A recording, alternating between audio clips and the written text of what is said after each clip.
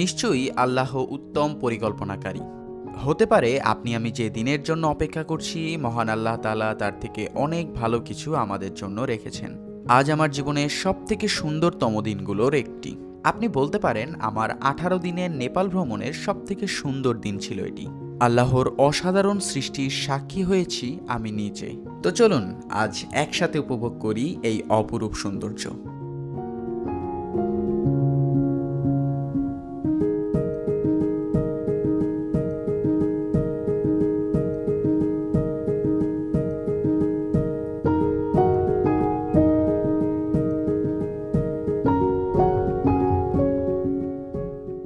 হেই, আসসালামু আলাইকুম। স্বাগতম জানাচ্ছি আপনাদের সকলকে ব্যাম্বু থেকে।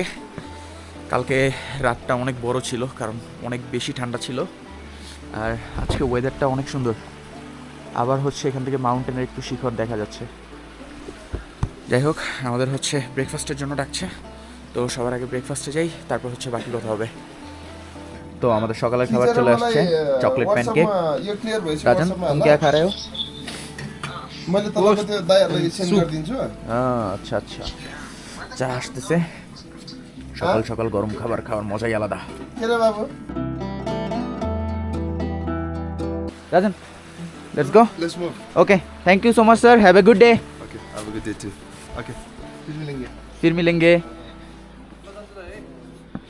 ঘড়িতে এখন সময় বাজে 9টা, আর আমরা বের হয়ে গেছি।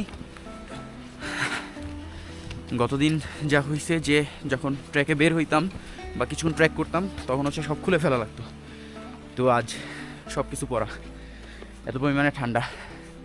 তো যাই দেখি আজকে দোবান মে কী অবস্থা।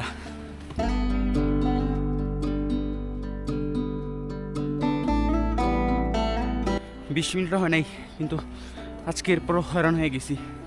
এর প্রধান রিজন হচ্ছে প্রচুর পরিমাণে ঠান্ডা, আর এই ঠান্ডায় শ্বাস নিতে অনেক কষ্ট হচ্ছে।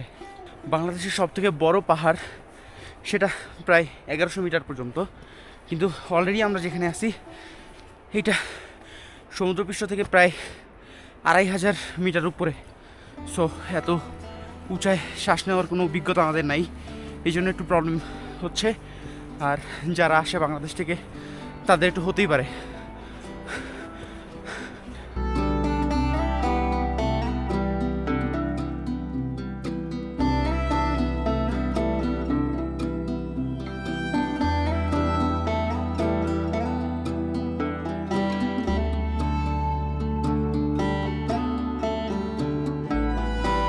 এই ট্র্যাকটার মোটামুটি 1 মাস আগে মনে হয় আমি আন্দারমানিক ট্যুর দিয়েছিলাম। সো ব্যাম্বু থেকে যে যাচ্ছি এই রাস্তাটা অনেকটা আন্দারমানিকের মতো লাগতেছে আমার কাছে, কিন্তু আন্দারমানিকে শ্বাস নিতে এত কষ্ট হয় নাই।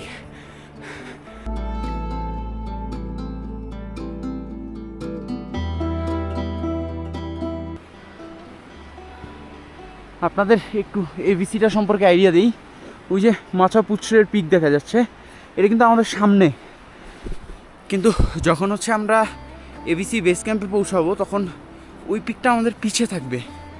সো এখনও কী পরিমাণে ডিস্টেন্স আছে এটা দিয়ে একটা ধারণা কিন্তু পাওয়া যায়।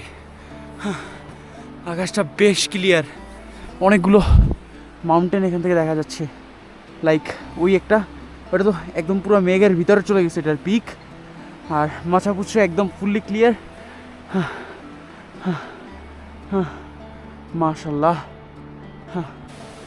1 ঘন্টা ট্র্যাক করার পর ওয়েলকাম টু দোবান, 2505 মিটার। আর এটা কিন্তু লোয়ার দোবান। হিমালয়া এখান থেকে 2 ঘন্টা, দেওরালি হচ্ছে 4 ঘন্টা 30 মিনিট।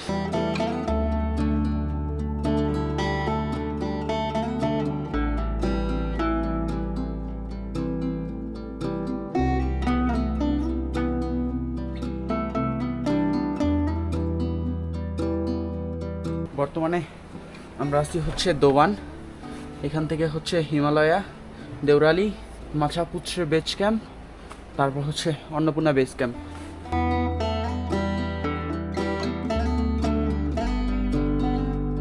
এখানে যে ওয়াইফাইগুলো পাওয়া যায় ওইগুলো নোকিয়া কোম্পানির দেখলাম, তো জিজ্ঞেস করলাম, বললো যে বেশ ভালোই টিকে যায়। এখানে হচ্ছে আমরা 20 মিনিটের মতো ব্রেক দিছি, পানি টানি খেলাম, 2টা মানে 2 কাপ গরম পানি 200 রুপি।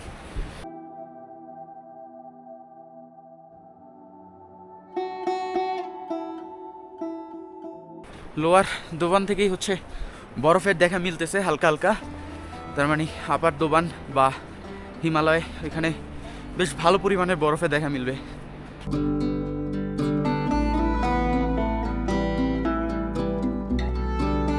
লোয়ার দোবান থেকে আমরা আপার দোবানে পৌঁছে গেছি, আর এই রাস্তায় কিন্তু অনেক বেশি স্নোফল। আপনাদের যদি একটু দেখাই, দেখুন ঘরগুলোর যে চাল সেগুলো কিন্তু স্নোতে ভরে গেছে।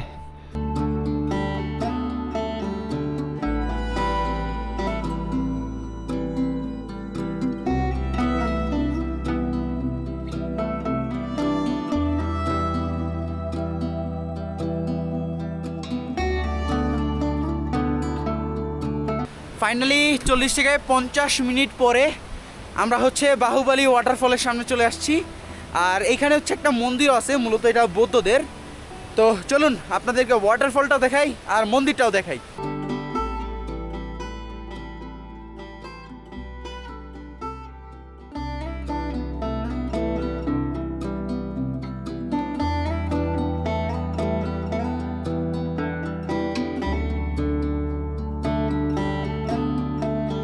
ঝর্ণার গায়ে গায়ে কিন্তু বরফ জমে আছে।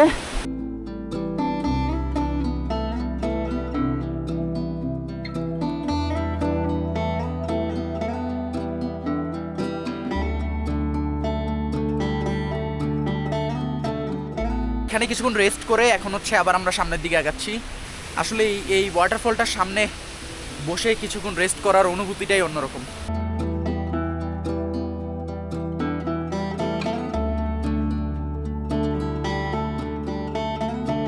এখানে আসার পর 2টা রাস্তা, একটা সিঁড়ির আর একটা হচ্ছে পাহাড়ের পাশ ঘেঁষে।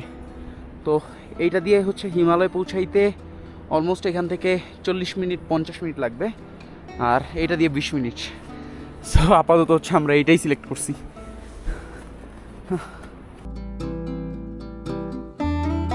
এই যে সিঁড়িটা দেখিয়েছিলাম ওইটা হচ্ছে এইখান থেকে জয়েন হয়ে এখানে হচ্ছে মিলছে, আর আমরা হচ্ছে এই নিচেরটা দিয়ে আসছি। অনেকটা টাইম বাঁচাইছে এটা আমাদের।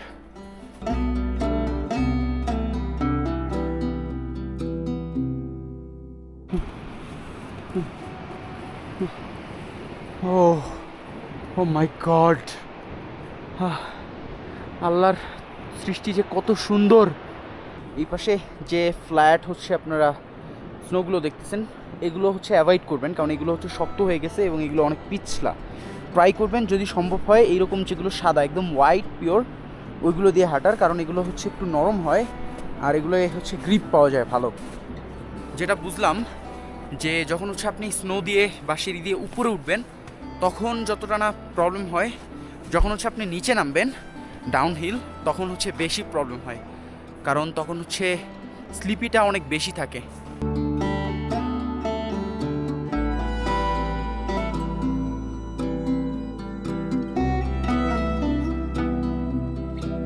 ফাইনালি আমরা হিমালয়ে পৌঁছে গেছি 2900 মিটার, যেটা হচ্ছে বাহুবলী ঝর্ণা, এবং মন্দিরটা থেকে এখানে প্রায় 40 থেকে 45 মিনিট সময় নিয়েছে আমার। Look at the Himalaya.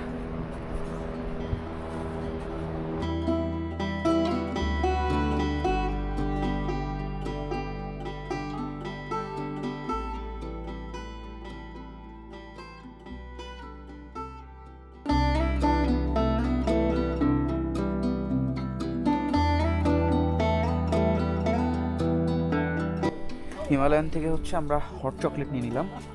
এটার প্রাইস পড়ছে 600 নেপালি রুপি। যদি একটু আপনাদেরকে প্রাইস লিস্টটা দেখাই, এই হচ্ছে প্রাইস লিস্টটা। সব কিছুই একটু ওভার প্রাইস, বাট ঠিক আছে, কারণ হচ্ছে অনেক উপরে ভাই, 2900 মিটার।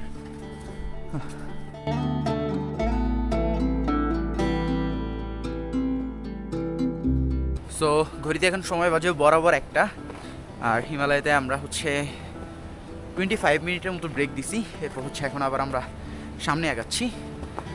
আর সবথেকে বড় কথা হচ্ছে যে স্নোফল হচ্ছে ভাই। আসলে বাংলাদেশি যারা আছি আমরা, তাদের কাছে এই স্নো এগুলো মানে অন্যরকম একটা ফিলিংস দেয়।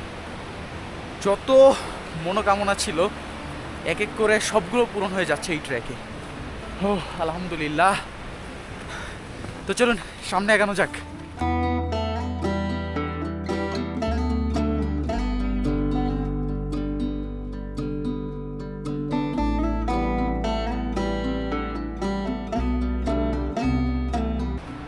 একটা গাছ বাঁচানোর জন্য এরা কত কি করে। Mind your head, save the tree.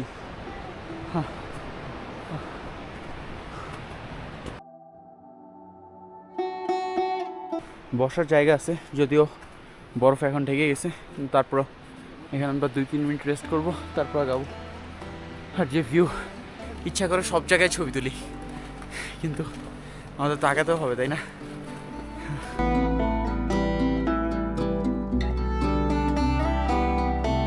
এখানে একটা ফুল দেখা যাচ্ছে, আমি জানি না এটা কি ফুল, কিন্তু গ্রানটা এত সুন্দর, জাস্ট অসাধারণ।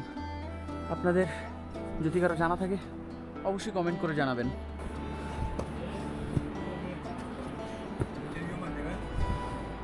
এখানে রেস্ট করার একটা জায়গা আছে অসাধারণ, তো আমরা হচ্ছে এখানে রেস্ট করব। ও মেঘে চারপাশে একদম ঢেকে গেছে। ये कितने किलो का है? 40 किलो। आप कितने तक ले सकते हैं? 50 तक। आज आप स्टार्ट कहाँ से किए? अपर सिनुवा। और कहाँ तक जाएंगे? देवराली। কষ্ট তো অনেক হয় এটা ক্যারি করতে। আর আমার টুপি অনেকটা ভিজে গেছে। যাক, আমরা 2টার ভিতরে হয়তো বা দেওরালি পৌঁছে যাব, 2টা 2:30, ম্যাক্সিমাম 3টা। তো কথা যেটা, আমরা হচ্ছে মানে আমি চাইছিলাম এমবিসি পর্যন্ত চলে যেতে, কিন্তু এইখানে আসার পর মনে হচ্ছে যে আমার মানে উচ্চতা আমাকে তার খেলা দেখাচ্ছে, অ্যালটিটিউড সিকনেস যেটাকে বলে। অলরেডি আমার মাথা ঘুরাচ্ছে। যাই হোক, তো এমবিসি তো পসিবল না, এইখান থেকে হচ্ছে দেওরালি পর্যন্ত গিয়ে তারপর হচ্ছে ওইখানেই আমরা নাইট স্টে করব।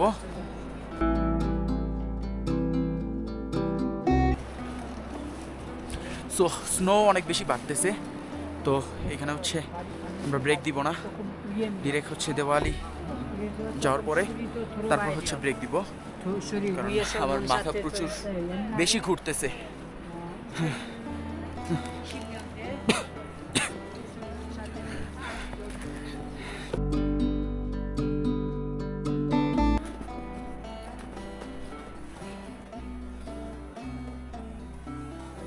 ও রাজন, ও রাজন পড়ে গেছে। তুমি ঠিক হো? ঠিক হো?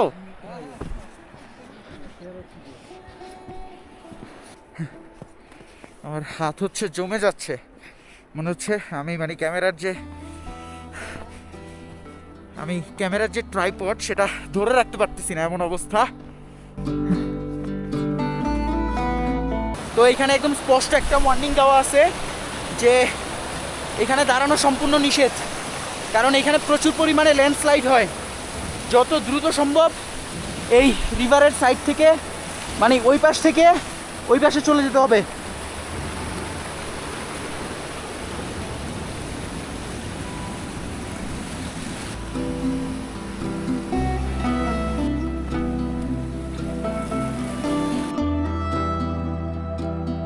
আলহামদুলিল্লাহ, আমরা দেওরালি পৌঁছে গেছি।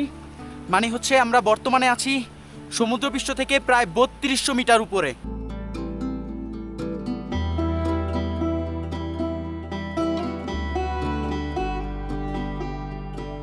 এটা হচ্ছে আমাদের হোটেল ভিউ পয়েন্ট। এখানে একটা টমিও আছে। টমি, রুম নাম্বার 1। আচ্ছা, এটা কিন্তু দেওরালির একদম টপে অবস্থিত, সো একটু বেশি উঠতে হয়েছে। এর থেকে ভালো কথা হচ্ছে যে কালকে আবার ট্র্যাক কম করা লাগবে, ওই ঘুরে ফিরে একই কথা। যাক, রুমে যাই। This is my room. আমি হচ্ছে এখানে একাই থাকবো, 3টা বেড আছে। আমার ব্যাগের অবস্থা কি, স্নোতে একদম ভরে গেছে। এটা যদিও হচ্ছে ওয়াটারপ্রুফ, এটার ইয়াটা ইউজ করিনি। আমাদের খাবার রেডি হয়ে গেছে। আমি একটা জিনিস খেয়াল করছি যে এইখানে আছে না, খাবার যে কোনো খাবার আপনি ওদের মেনুতে থাকলে অর্ডার করলে রেডি হইতে সময় লাগে না। যাক চলুন যাই। এই হচ্ছে ডাইনিং এরিয়া। খাবারে হচ্ছে চাউমিন উইথ টুনা ফিশ।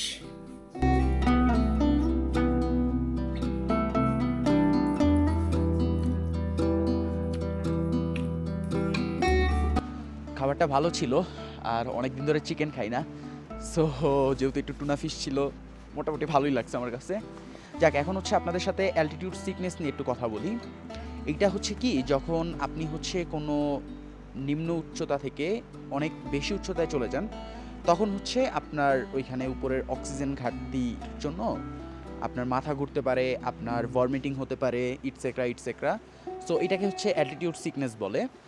এটা সাধারণত সবারই হয়ে থাকে, আর বিশেষ করে আমাদের তো হবেই, কারণ হচ্ছে আমরা যারা বাংলাদেশি আছি তারা হচ্ছে এত উচ্চতার সাথে পরিচিতি নয়। তো এটা কিভাবে কামব্যাক করবেন? কামব্যাক করার জন্য হচ্ছে আপনাকে ব্রেক দিয়ে দিয়ে চলতে হবে।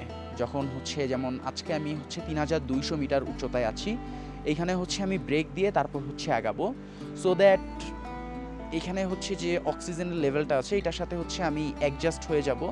তারপর হচ্ছে আগামীকাল আবার হচ্ছে আমি ধরেন অন্নপূর্ণা বেস ক্যাম্পের জন্য চলে যাব, তখন আরেকটু উচ্চতায় চলে যাব, তো এটা মোটামুটি মানিয়ে নেওয়া যাবে। তো এটা নিয়ে ঘাবড়ানোর কিছু নেই। যদি আপনার অ্যালটিটিউড সিকনেস হয়, আপনি বিশ্রাম করুন কোথাও, বা ট্রাই করুন ওইখানেই, যদি আশেপাশে কোনো লজ থাকে ওইখানে বিশ্রাম করার। এটা হচ্ছে আপনি কামব্যাক করে ফেলবেন। যাই হোক, ওয়েদারটা আসলেই জোস। এতক্ষণ খুব পরিমাণে স্নো ছিল, এখন হচ্ছে স্নোটা অনেকটাই কমছে, তারপর পড়তেছে হালকা হালকা, কিন্তু যে ক্লাউডটা আছে না এটা সরে যাচ্ছে, সো চারপাশের যে ভিউটা আরও বেশি বের হচ্ছে। It's amazing man, it's really amazing.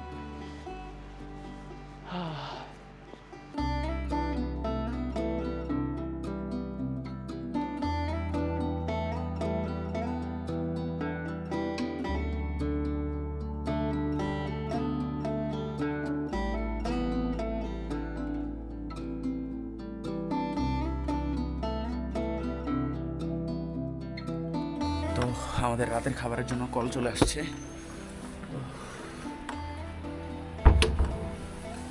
অনেক বেশি ঠান্ডা।